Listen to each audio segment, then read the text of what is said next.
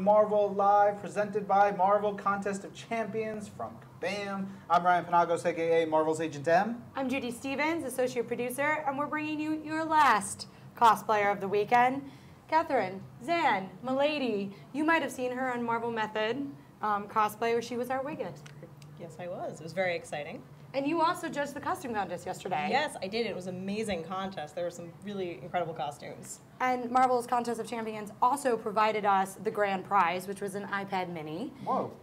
Which was probably one of the best prizes we've ever given. So thank you, Kablam. And we gave it to a Thor and a Sif, who were epic. Oh my gosh, the Thor had some amazing detailing on his boots. He just like got really intricate, and Sif, like all of her seams were perfect, and they just had incredible armor, and just to a T, they were the characters. And I guess Thor's costume actually made noise too, but it didn't work when he was on stage, and so afterwards he was like, no, look, it makes noise too. So they were incredible. That's pretty amazing, especially as you've done Sif before, of one of your many Marvel costumes over the years. Yes. Wig expert.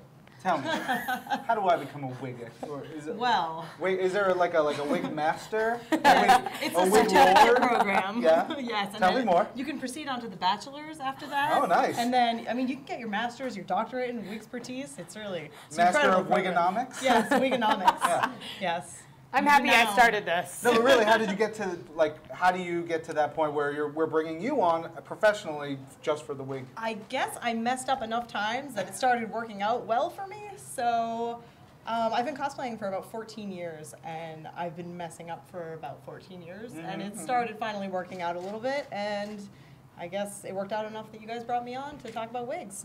That's awesome. I mean, Katie really dyes some stunning wigs. You know, when I said I'm going to use this title, wig expert, she was like, really?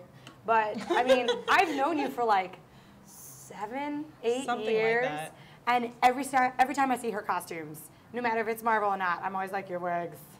Your wigs are so good. I'm really bad. That's why I do Captain Marvel. So you make every one of your wigs? Yes, yes. What is that process like? Because that just blows my mind. Sometimes I'm really lazy and I don't actually like make them from scratch. But usually what you do is you just buy the individual wefts and then you can sew them in. What is a weft? A weft is like a string of hair that's just kind of sewn together, and then you sew it into the cap. Like a dozen hair strands together is a weft, or 100 or 50? A lot more than that. Yeah? And they come in like lengths and just free-flowing, beautiful hair. And then you can either like sew them in to it, you can glue them in, depending. You can use, and the crazy, amazing thing about wigs is because it's not your real hair and it's not human skin, you can use hot glue. You can use like crazy dye to dye the wigs. You can put pieces of foam to do like construction, like giant crazy construction shapes. pieces. I mean, it's pretty amazing. Like, you make a costume. I think that every cosplayer has like an amazing skill. Some have multiple skills, obviously, because you're a great seamstress. Thank you. I can sew.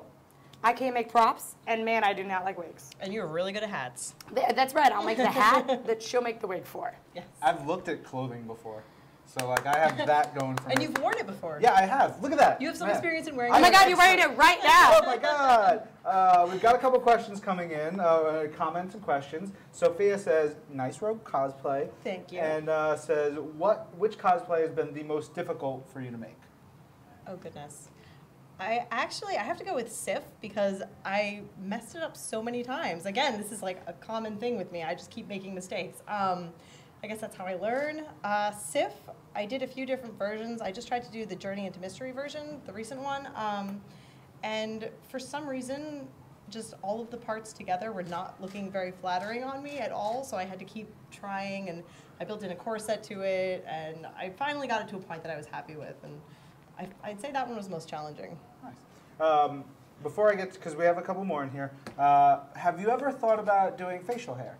And using me as a model, and then we go into business together. As soon as I saw you, I was like, he would look great with some huge sideburns. No, but I'm saying you make we develop a mustache line, and that you sell and you create these, and it's got the H&M branding, and we can. We should do this. I mean, we should really do this. I bet we could sell tens of them. Maybe even 12. Wow, it's crazy. Just. Michael W.S. says, well, we have a couple questions really focused on what are the other, just what other characters you've cosplayed before. As long as we're not talking about competing comic books, any other, you can even go off Marvel. I think the one that I do the most is Sailor Moon, because I kind of grew up with that. So I have a lot of Sailor Moon stuff. She's done Pixie. I did do Pixie. That's awesome. I did a different version of Rogue. Now suddenly I can't think of them. I did Black Cat.